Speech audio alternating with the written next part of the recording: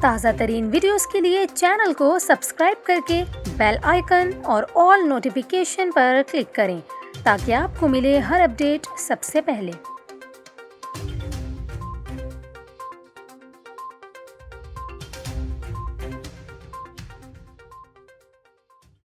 السلام علیکم، آپ دیکھ رہے ہیں نیوز 24/7 اردو اور میرا نام ہے کومل خان۔ ناظرین، ابھی آپ کو یہ بتائیں کہ حکومت نے تعلیمی ادارے کھولنے اور امتحانات کے حوالے سے حکمت عملی بنانے کا فیصلہ کر لیا ہے۔ تعلیمی ادارے ہفتے میں کتنے روز کھلیں گے اور تعلیمی ادارے کب سے کھلنے جا رہے ہیں، یہ ہم آپ کو آگے چل کر ویڈیو میں بتائیں گے۔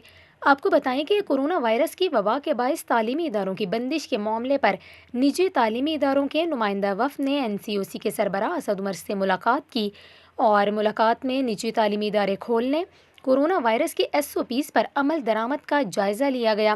یہاں پر آپ کو یہ بھی بتائیں کہ national command and operation centre کے سربراہ اسد عمر نے کہا کہ اجلاس میں 2 دن اسکول کھولنے کی تجویز پر غور کریں گے۔ بین الصوبائی تعلیمی وزراء کے اجلاس میں ملک بھر کے تعلیمی ادارے دوبارہ کھولنے کے حوالے سے کیے گئے اہم فیصلوں کے بعد باقاعدہ نوٹیفیکیشن بھی جاری کیا گیا ہے۔ جاری نوٹیفیکیشن کے مطابق اگلے ہفتے سے محدود پیمانے پر تعلیمی ادارے کھول دیے جائیں گے۔ اسکول و کالج کو 19 اپریل سے تعلیمی سلسلہ بحال کرنے کی اجازت ہوگی۔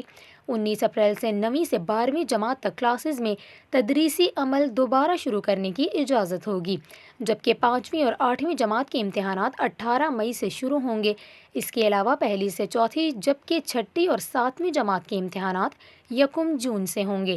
نوٹیفیکیشن میں یہ بھی بتایا گیا کہ پریپ سے 8ویں تک کلاسز 28 اپریل تک بند رہیں گی۔ جن کلاسز میں تدریسی عمل دوبارہ شروع ہوگا، ان کلاسز کے بچے متبادل دنوں پر حاضر ہوں گے۔ SOPs کا خیال رکھا جائے گا۔ اسکولز اور کالجز کی ٹرانسپورٹ کھلی رہے گی۔